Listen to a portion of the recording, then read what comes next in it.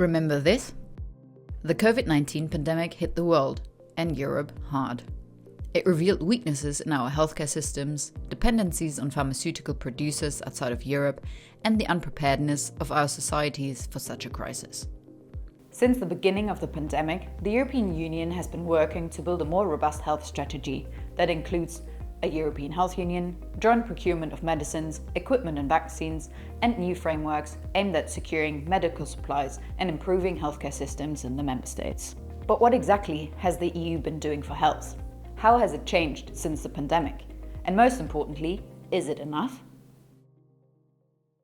Following the health crisis triggered by the COVID-19 pandemic in 2020, the European Union introduced the concept of a European Health Union. This initiative aimed to improve the EU's preparedness for future health crises and strengthen cooperation among member states. The financial backbone of the European Health Union is EU for Health, a program with a budget of €5.3 billion for the 2021 to 2027 period, making it the largest health program ever launched by the European Commission. However, it was initially planned to allocate more than €9 billion. EU for Health supports the goals of the European Health Union by contributing to national stockpiles of essential medical supplies, establishing reserves of medical personnel, and improving overall access to healthcare. The initiative extends beyond COVID-19, focusing on disease prevention, particularly cancer and other non-communicable diseases such as cardiovascular disease, diabetes, and mental health issues. One of the EU's most visible and impactful initiatives during the pandemic was the joint procurement of COVID-19 vaccines. Coordinated by the European Commission, this effort united member states to pool resources and negotiate collectively with pharmaceutical companies.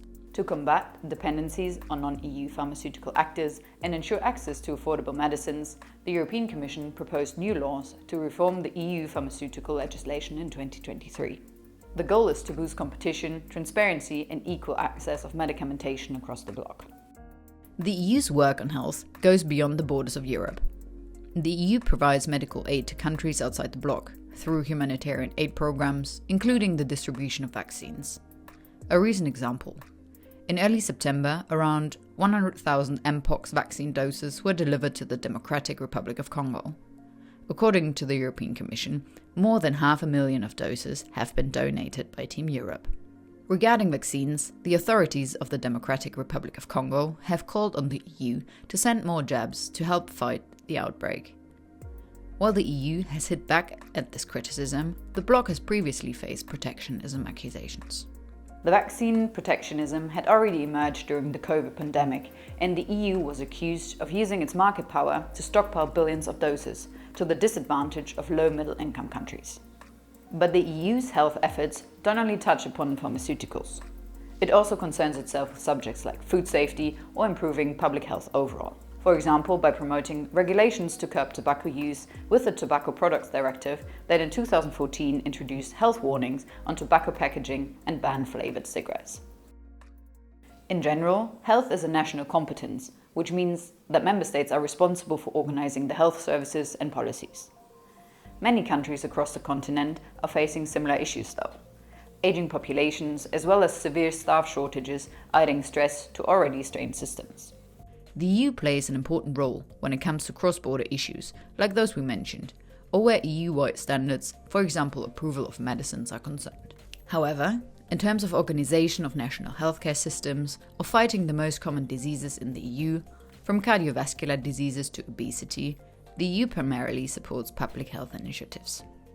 Finally, the emphasis that the EU put on health policies during and after the pandemic years seems to have come to a halt. The EU for Health budget was reduced by 20% in February this year, cutting away €1 billion destined to support pharmaceutical strategy and especially Europe's plan to combat cancer, which is the #1 cause of death in the EU for men and women aged less than 65. Since the COVID-19 pandemic, the EU has invested in building a more robust health strategy and strengthening its leadership role in coordinating public health efforts across member states. However, healthcare remains a national competence of them. New priorities and a cut in budget allocated to health could divert attention and resources away from the EU's health initiatives.